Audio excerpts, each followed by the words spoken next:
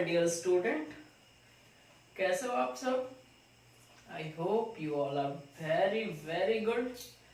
आज हम आपके लिए लेकर आए हैं वेक्टर का लेक्चर नंबर 2, स्पेशल डिमांड पे सूट किया जाने वाला चैप्टर वेक्टर। एक बस छोटा सा लेक्चर हमने आधा घंटा का इंट्रोडक्टरी क्लास में वेक्टर का बना के डाला था। इंट्रोडक्शन वेक्टर 01 डिस्क्रिप्शन में उसका इंट्रोडक्शन लिखा हुआ है। You can watch on this YouTube channel exclusively for you people. आज इसका लेक्चर नंबर 2। बेटा लास्ट लेक्चर में जो हम लोगों ने डिस्कस किया था वो ये किया था, बहुत शॉर्ट में लेके चल रहा हूँ, बहुत ज्यादा थ्योरी नहीं दे रहा हूँ, मतलब लिखवा भी नहीं रहा हूँ, बहुत ज्यादा मैं थ्योरी नहीं दे रहा हूँ, काम का सारा कुछ दे रहा हूँ, बहुत ब्रीफ करके, मतलब जबरदस्त टाइप से दे रहा हूँ, कोई झोल झाल नहीं है अपने लेक्चर में। आज जो हम आपको समझाने वाले हैं, थोड़ा मैं रिकैप करता हूँ लास्ट क्लास में कहां तक पढ़े थे। उसके बाद लास्ट क्लास में हम लोगों ने सिंपली पढ़ा था फिजिकल क्वांटिटी के बारे में, कि फिजिकल क्वांटिटी वैसी क्वांटिटी होती है विच कैन बी मेजर्ड, जिसको नाप लिया जा सकता है या जिसको तौल लिया जा सकता है। और फिजिकल क्वांटिटी को ब्रॉडली दो टाइप में क्लासिफाई करते हैं हम लोग, स्केलर और वेक्टर। स्केलर वैसा क्वांटिटी होता है which has only magnitude, magnitude बोले तो सम वैल्यू, जिसके पास कुछ वैल्यू होगा बस। और वेक्टर जिसमें मैग्नीट्यूड भी होता है, डायरेक्शन भी होता है, और वो एक स्पेशल रूल से ऐड होता है, जिसको हम वेक्टर लॉ ऑफ एडिशन बोलते हैं। ठीक है, उसके बाद हमने आपको वेक्टर का रिप्रेजेंटेशन समझाया था कि वेक्टर को कैसे रिप्रेजेंट करते हैं। देन आफ्टर हम लोग टाइप्स ऑफ वेक्टर डिस्कस कर रहे थे, जिसमें हम लोगों ने दो टाइप का वेक्टर डिस्कस किया था, इक्वल वेक्टर और अपोजिट वेक्टर। आज हम लोग डिस्कस करने वाले हैं यूनिट वेक्टर। और बेटा एकदम गारंटी वाला बात है कि ये जो टाइप है ना यूनिट वेक्टर, ये सबसे ज्यादा बार इस्तेमाल होने वाला चीज है वेक्टर का। बहुत जगह पे यूनिट वेक्टर का इस्तेमाल होगा, बहुत जबरदस्त सी चीज है ये यूनिट वेक्टर। आप लोगों ने 10th में पढ़ा होगा define unit current. Unit current बोले तो 1 एम्पियर करंट, 1 एम्पियर करंट को डिफाइन करो। तो यूनिट वेक्टर मतलब वैसा वेक्टर जिसका मैग्नीट्यूड 1 होना है। अब जब इसका मैग्नीट्यूड 1 है तो एक्चुअली हम इसको पढ़ क्यों रहे हैं? There is a very big significance कि हम इसको क्यों पढ़ रहे हैं।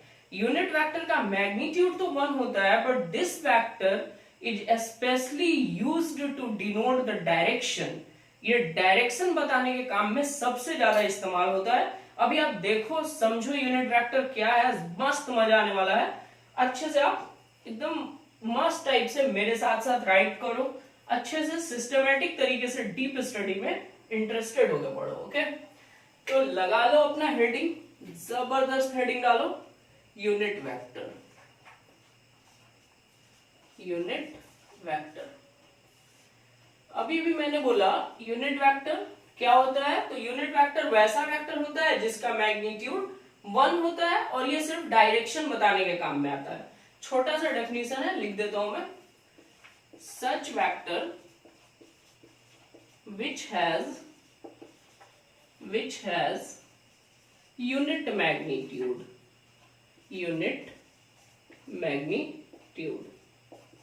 such vector which has unit magnitude, unit का मतलब 1, unit का मतलब 1, वैसा वेक्टर जिसका मैग्नीट्यूड 1 होता है। और भी ये क्या देता है, तो it gives the direction of any vector, ये किसी भी वेक्टर का डायरेक्शन बताता है। It gives the direction of any vector. धीमे धीमे करके अच्छे से पहुंचेंगे।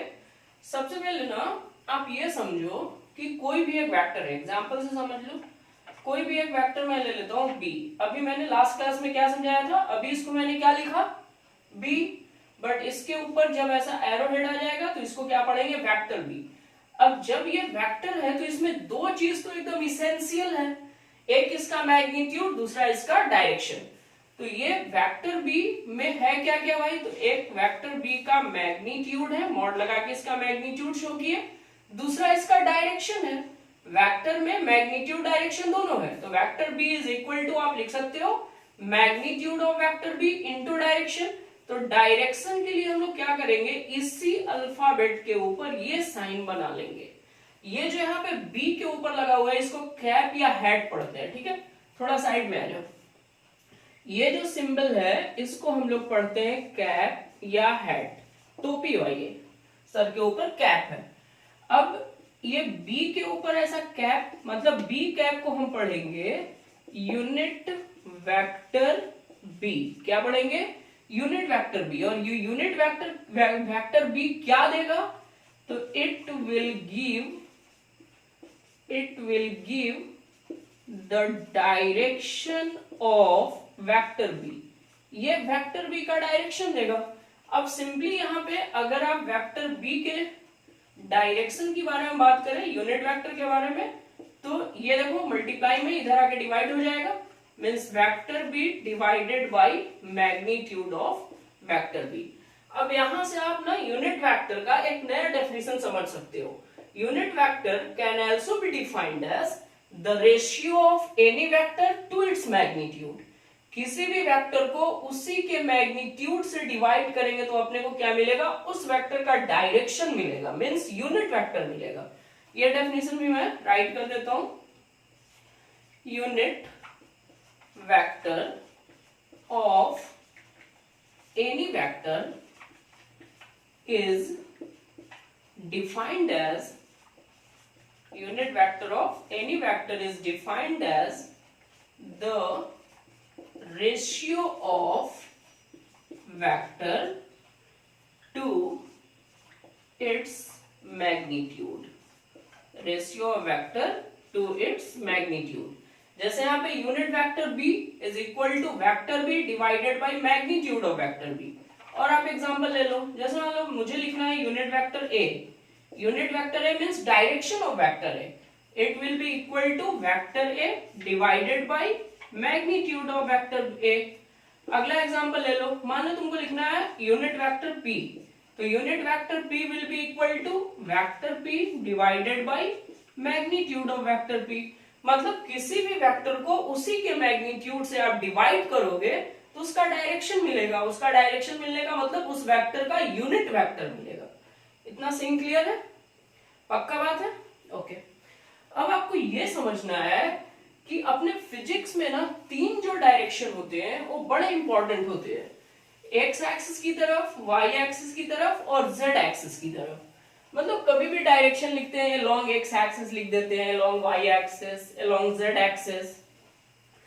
तो ये जो 3 डायरेक्शन है along x axis, y axis and z axis, इनके along यूनिट वेक्टर स्पेसिफाइड है। उसको ना आपको माइंड में रखना पड़ेगा। तो धीमे धीमे करके आगे का फील करो। अब हम आपको बताएंगे unit vector along x, y and z axis. x, y and z axis. अभी x, y और z एक्सिस ये आपको बहुत अच्छे से समझ में आता है। x, y और z एक्सिस मतलब ये हम कार्टेशियन कोऑर्डिनेट सिस्टम की बात कर रहे हैं, रेक्टेंगुलर कोऑर्डिनेट सिस्टम, जिसमें ये हमारा एक्स एक्सिस हमने बना लिया, मान लो ये हम बना लिए वाई एक्सिस। ओके, अब इन दोनों पे परपेंडिकुलर हमारा जेड एक्सिस होगा, मींस ये जो मार्कर है ये आपका जेड एक्सिस है, x axis, y axis, and ये जो लाइन ऐसे निकल रहा है this is your z axis. ऐसा, बट इसको ऐसा तो बोर्ड बना नहीं सकता, 2 डायमेंशनल बोर्ड है अपना, तो अपनी सुविधा के लिए हम ऐसा बना लेते हैं, इसको अपना मान लो जेड एक्सिस। ध्यान देना है कि सबके बीच की ये एंगल 90 है। एक्चुअली में बेटा ये ऐसा नहीं है, ये ऐसा आउटवर्ड नॉर्मल है, बाहर की तरफ निकलता हुआ है ये आउटवर्ड नॉर्मल, बट ऐसा लाइन कैसे खींच पाऊंगा मैं, ऐसा पॉसिबल नहीं है। तो अपनी सिंप्लिसिटी के लिए मैंने ऐसा बना लिया। आपको माइंड में रखना है कि सबके बीच का एंगल 90 है, यहाँ पे ये सबके बीच की एंगल 90 है। एक पॉइंट पे बनने वाला ये तीनों नहीं है, कोप्लेनर नहीं है भाई। एक्स और वाई एक प्लेन में है और जेड इसके परपेंडिकुलर प्लेन में है। जैसे ना आप किसी भी रूम का कॉर्नर देख लो, ध्यान से देख लो, वहां से आपको 3 लाइन निकल रहा है और तीनों एक दूसरे पे परपेंडिकुलर है। कोई भी 2 एक प्लेन में होगा बट जो तीसरा होगा उसके परपेंडिकुलर होगा। वही सेम सीन है एक्स एक्सिस, वाई एक्सिस और Z axis. X axis I mean positive x axis की तरफ डायरेक्शन बताने के लिए हम लोग हमेशा यूनिट वेक्टर आई कैप का इस्तेमाल करते हैं। वाई एक्सिस की तरफ डायरेक्शन बताने के लिए हम लोग हमेशा यूनिट वेक्टर जे का इस्तेमाल करते हैं, और जेड एक्सिस की तरफ डायरेक्शन बताने के लिए हम लोग हमेशा यूनिट वेक्टर के का इस्तेमाल करते हैं। अब इसको थोड़ा फील करो, धीमे धीमे और समझाऊंगा मैं। अब एग्जांपल से आप समझो। जैसे आप मान लो मैंने एक वेक्टर बनाया, वेक्टर ए, और इसका वैल्यू हम दे दिए 5i। What it mean actually, unit A vector A बराबर 5i, इसका मतलब हुआ कि वेक्टर ए का मैग्नीट्यूड है 5, magnitude of vector a is equal to 5, और इसका डायरेक्शन क्या है, तो इसका डायरेक्शन है अलोंग पॉजिटिव एक्स एक्सिस। बस vector a is equal to 5i लिखने से आपको इतना सारा मैसेज माइंड में जाना चाहिए। Vector a is equal to 5i, अच्छा इसका मतलब है कि वेक्टर ए का मैग्नीट्यूड हाउ मच 5, एंड इसका direction along positive x axis. What the message? Okay, now और एग्जांपल लो। जैसे मैंने बोला vector B is equal to -6j। अब यहां पे समझो आप कि वेक्टर बी का मैग्नीट्यूड कितना, तो बेटा मैग्नीट्यूड में मॉड इसलिए लगाते हैं ताकि इसका वैल्यू हमेशा पॉजिटिव हो। मैग्नीट्यूड इज ऑलवेज पॉजिटिव, तो वेक्टर बी का मैग्नीट्यूड हो गया 6, बट यहाँ पे j है और ये माइनस है, तो जब j होता है तो पॉजिटिव y, माइनस j होगा तो निगेटिव y, मीन्स इसका डायरेक्शन, एग्जाम्पल नंबर 1 था ये, एग्जाम्पल नंबर 2, इसका डायरेक्शन आप क्या लिखोगे, तो इस वेक्टर बी का डायरेक्शन हो गया अलोंग निगेटिव y एक्सिस। पक्का बात है? और समझो आप, मान लो थर्ड एग्जांपल में मैं लेता हूं, vector c is equal to 3i plus 4j। अब इस वेक्टर के बारे में आपको क्या क्या इंफॉर्मेशन मिल रहा है, तो इस वेक्टर के बारे में इंफॉर्मेशन मिल रहा है magnitude of vector c along, ये देखिए i मतलब positive x, magnitude of vector c along positive x axis is 3, vector c is equal to 3i plus 4j। मतलब अभी सिर्फ मैं इसको क्लियर कर रहा हूं कि वेक्टर c का magnitude of vector c along positive x plus i है ना, तो along positive x is 3, and another information is and magnitude of vector c along plus j मतलब positive y axis is 4। Got the message? इतना clear हुआ? धीमे धीमे करके और समझो, और एग्जांपल देता हूं मैं, there is no problem।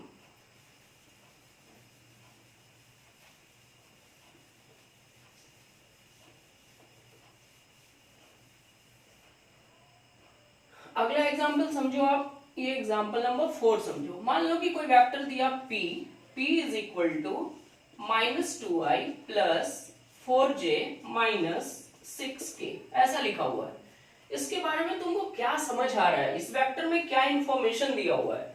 तो इंफॉर्मेशन इस वेक्टर का ये है कि magnitude of vector p is 2, किधर भैया, along negative x axis.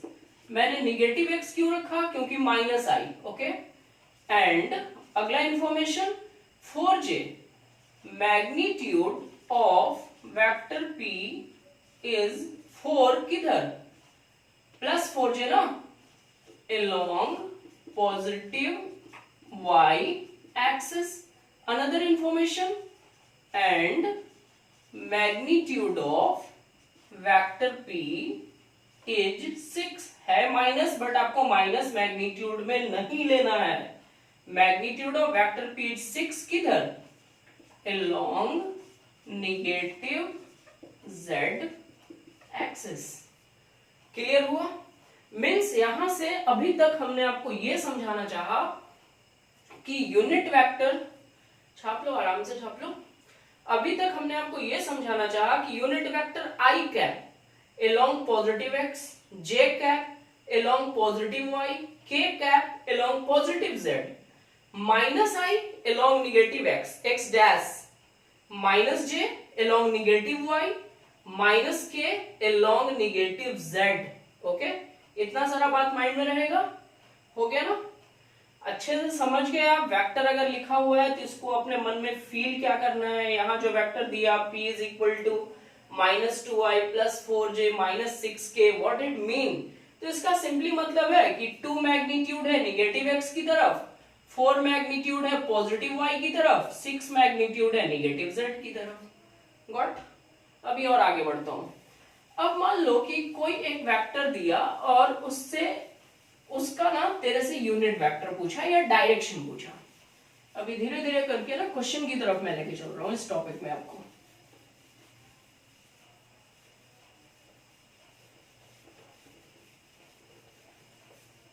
Okay, अब जैसे मान लो आप, और एग्जांपल समझो, हम ऐसा ले लेते हैं, एक क्वेश्चन बना के देते हैं आपको। मान लो कि vector a is equal to दिया हुआ है 2i plus j minus 2k।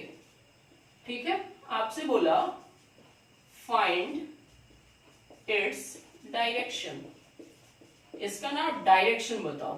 ठीक है, वेरी सिंपल, वेक्टर a का डायरेक्शन, तो वेक्टर a में होगा उसका मैग्नीट्यूड और उसका डायरेक्शन, ऐसा हम सोचेंगे। अभी मैंने फॉर्मूला भी बताया था आपको, since vector a is equal to magnitude of vector a and direction of vector a, a cap means unit vector a, मतलब क्या? Direction of vector a। तो therefore a cap is equal to vector a divided by magnitude of vector a। Vector a पूरा पूरा दिया हुआ है, magnitude of vector ए। अब किसी भी वेक्टर का आप मैग्नीट्यूड कैसे निकालोगे? वेरी सिंपल, कैसे निकालेंगे समझते हैं। जैसे ना इन जनरल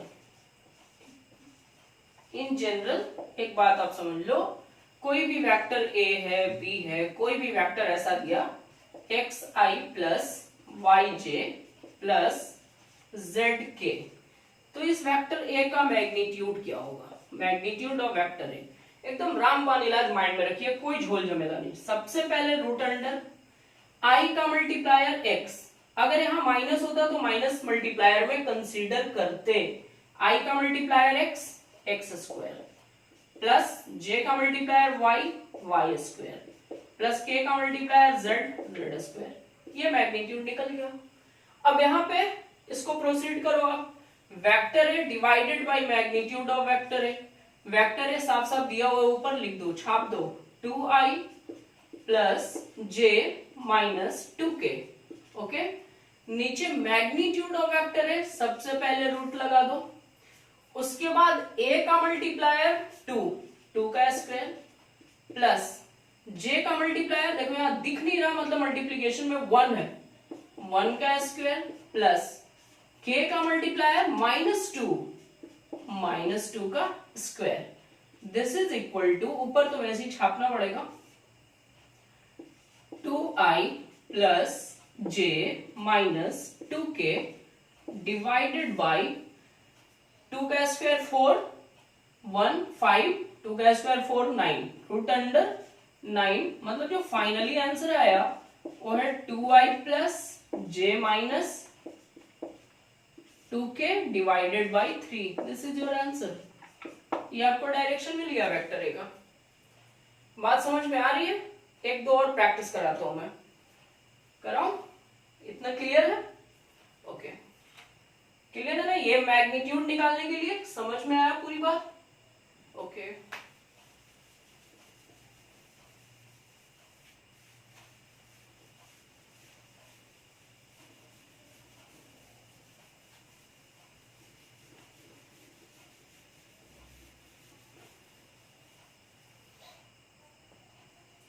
एक अगला एग्जाम्पल सेकंड समझो। मान लो आपको बोला vector a is equal to 2y plus 3j and vector b is equal to, consider कर लेते हैं 6i माइनस j प्लस के। ठीक है, आपसे पूछा find the direction of vector a plus vector b, vector a plus vector B का direction. तो सबसे पहले तो आपको vector a plus vector b निकालना पड़ेगा, उसके बाद उसका यूनिट वेक्टर निकालना पड़ेगा। आराम से होगा, टेंशन नहीं लेना आपको, समझिए बस। चाहिए वेक्टर ए प्लस बी, ठीक है भैया, vector a plus vector B is equal to vector a का value 2i plus 3j, 2i plus 3j, बीच में प्लस तो प्लस, वेक्टर बी का value 6i minus j plus k, चलेगा। अब ना इनको जोड़ते हैं, 2i plus 6i 8i, 3 minus 1, actually में आप इन दोनों में से j कॉमन लोगे तो ये प्लस 3 और ये माइनस 1, 3 माइनस 1 मीन्स 2j, यहाँ तो k है नहीं, यहाँ सिर्फ k है, यहाँ 0 के 1 के, 0 प्लस 1 1 तो प्लस k, ये vector a plus vector b आ गया। अपने को चाहिए a प्लस b का कैप, तो सिंपली हम लोग क्या बोलेंगे, vector a plus vector b ऊपर लिख देंगे divided by magnitude of vector a plus vector b, very simple. तो this is equal to vector a plus vector b ऊपर लिखा हुआ है 8i plus 2j plus k divided by, अब इसका मैग्नीट्यूड निकालो तो सिंपली रूट अंडर 8 का स्क्वायर प्लस 2 का स्क्वायर प्लस 1 का square, this is equal to 8i plus 2j plus k divided by root under 64 plus 4 plus 1, कितना हो गया, आई थिंक 69, तो ये हो गया 8i plus 2j plus k divided by root under 69, answer. समझ आया, यूनिट वेक्टर से खेलना सीख गया आप, ये simple game is called unit vector. Clear, आगे बढ़ जाओ, छापो आप आराम से छापो, no problem, taking test.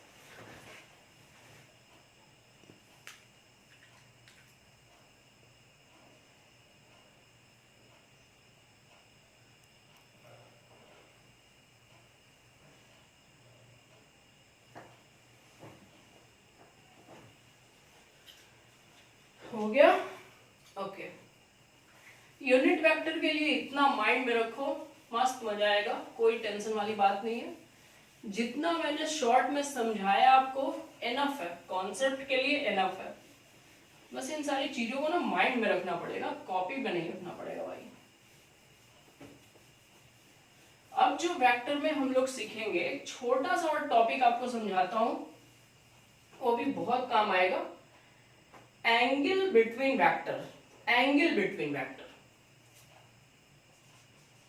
Angle between vectors, vector के बीच की angle, okay, angle between vector.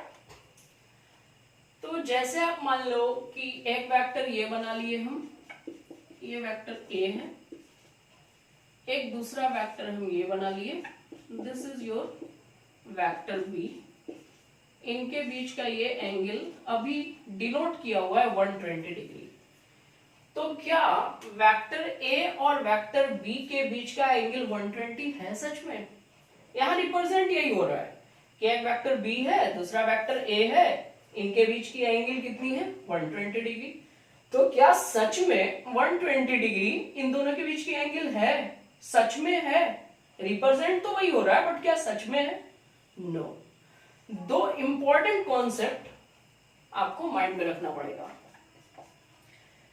कैसे आप एंगल आइडेंटिफाई करोगे, सच में दो वेक्टर के बीच की एंगल कितनी होगी, उसके लिए दो लाइन, बस ब्यूटीफुल सा लाइन देने वाला हूं मैं, tail to tail, tail to tail, या फिर आप करो head to head, tail to tail या हेड टू हेड, ताल से ताल मिला, ओके, टेल टू टेल मिला या फिर हेड टू हेड मिला, तब जो एंगल होगी उनको बोला जाएगा एंगल बिटवीन टू वेक्टर्स। यहां पे आप देख लो, वेक्टर बी का हेड है बट वेक्टर ए का टेल है। हेड और टेल नहीं भैया, टेल से टेल, ताल से ताल मिलेगा या फिर हेड से हेड मिलेगा, तब वो एंगल होगा एंगल बिटवीन टू वेक्टर्स। तो सिंपली हम लोगों को एक बात और माइंड में रखनी पड़ेगी, any vector can be shifted, any vector can be shifted laterally और पैरेलली। मतलब दो वेक्टर को आप लैटरल पैरेलल तरीके से शिफ्ट कर सकते हो।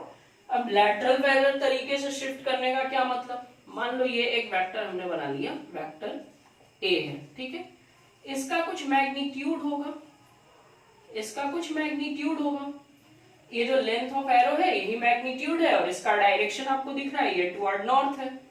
तो इस वेक्टर को आप ना नीचे ऐसा शिफ्ट कर सकते हो, मैग्नीट्यूड उतना ही रहने दो, मैग्नीट्यूड सेम का सेम, डायरेक्शन सेम, तो इस वेक्टर को उठा के यहां से यहां शिफ्ट करने में कोई प्रॉब्लम नहीं है। लैटरल शिफ्ट हुआ, ऊपर नीचे एक ही लाइन में ऊपर नीचे लैटरल। पैरेलल इसको उठा के आप ऐसा शिफ्ट कर लो, यही वेक्टर है, पहले यहां था यहां शिफ्ट हो गया, मैग्नीट्यूड डायरेक्शन सेम करके आप वेक्टर को उस प्लेन में कहीं पे भी घुमा सकते हो, there is no problem, vector में कोई चेंजिंग नहीं आती है। ये एक वेक्टर है, वेक्टर बी मान लो, अब इसको आप शिफ्ट करना है इसी लाइन में, इधर आप बढ़ा दो आगे, आप शिफ्ट कर सकते हो, बस मैग्नीट्यूड डायरेक्शन नहीं बदलना चाहिए, वेक्टर को आप लैटरल पैरेलल तरीके से शिफ्ट कर सकते हो। ओके, अब यहाँ पे हमने दो वेक्टर जो बनाया है ए और बी, क्या इनके बीच का एंगल 120 है? Just take it out, check करते हैं। तो पहला कॉन्सेप्ट क्लियर करा रहा हूं, टेल से टेल। ऐसा करते हैं, वेक्टर ए को मैं ऐसे ही छोड़ देता हूं और वेक्टर बी को मैं ऐसा शिफ्ट कर लेता हूं, तो ये वेक्टर यहां से उठ के ऐसा यहां आ गया, ये वेक्टर बी हो गया, ये वेक्टर यहां से शिफ्ट हो गया।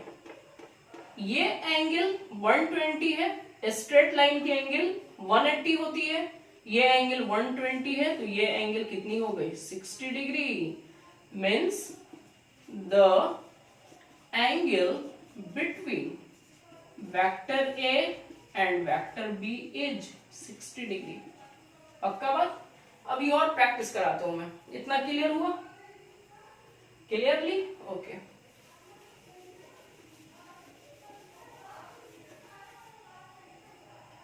अब मान लो ये एक पॉइंट है, ये एक पॉइंट है, यहाँ पे ये एक वेक्टर हम बना लिए, वेक्टर ए, ये एक वेक्टर बना देता हूं मैं, वेक्टर बी,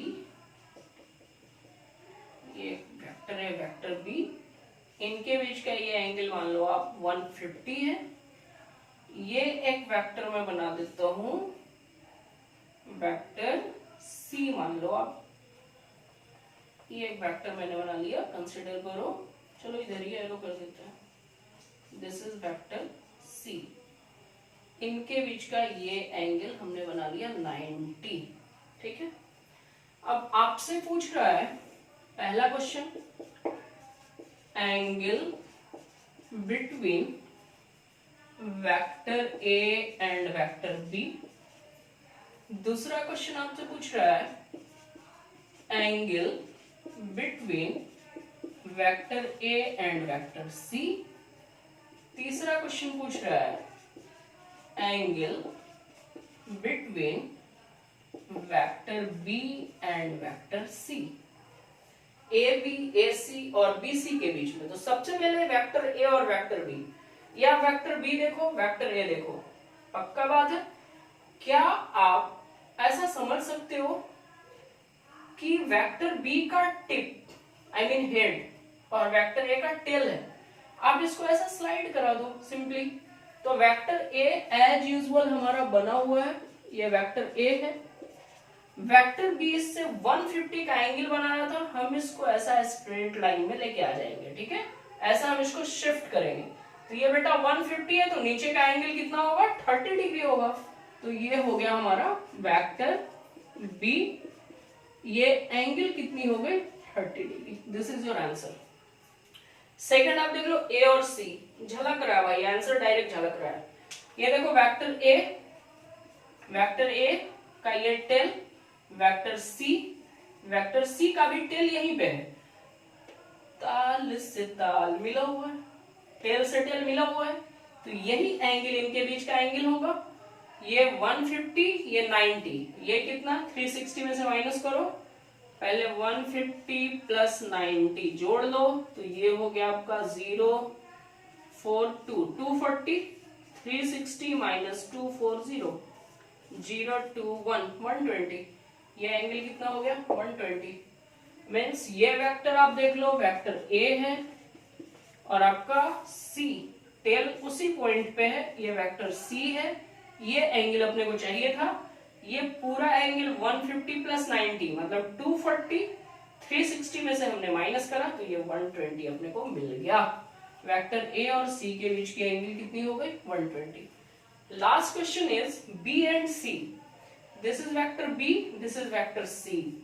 अब तक वेक्टर बी को चाहो तो शिफ्ट करा लो, या वेक्टर सी को चाहो तो शिफ्ट करा लो, चॉइस इज योर्स। तो हम ऐसा करते हैं कि वेक्टर बी को शिफ्ट करा लो। वेक्टर सी अपनी जगह पे बना हुआ है, ये वेक्टर सी बना हुआ है, वेक्टर बी को हमने शिफ्ट कराया। ये ऐसा वेक्टर बी था, अभी देखो टेल पे टिप है ना, तो वेक्टर बी को हम ऐसा सिंपली शिफ्ट करा लिए। ओके, ये वेक्टर बी शिफ्ट करके इधर चला गया। अब सोचो इनके बीच की एंगल, तो ये पूरा जो स्ट्रेट लाइन जाता, ये पूरा स्ट्रेट लाइन, ये वेक्टर बी ऐसा शिफ्ट होता ना सीधा, ये पूरा स्ट्रेट लाइन होता, ये वाला स्ट्रेट लाइन, ये स्ट्रेट लाइन होता पूरा 180 का, यहाँ पे 90 गिवन है, तो ये एंगल कितनी हो गई, 90। मतलब angle between vector B and vector c is 90 degree, angle between vector A and c 120 degree, angle between vector A and b is 30 degree. इतना कॉन्सेप्ट क्लियर है, कोई डाउट कहीं पे नहीं ना? बहुत ज्यादा लंबा वीडियो होगा, अपलोड करने में दिक्कत होगा, इसलिए लिटिल सा कैप्सूल हम आपको दे रहे हैं। आराम से आप उसको लेते जाओ, मस्त कॉन्सेप्ट बनाते जाओ। Keep watching, thank you so much, जल्दी मिलता हूँ, टेक केयर।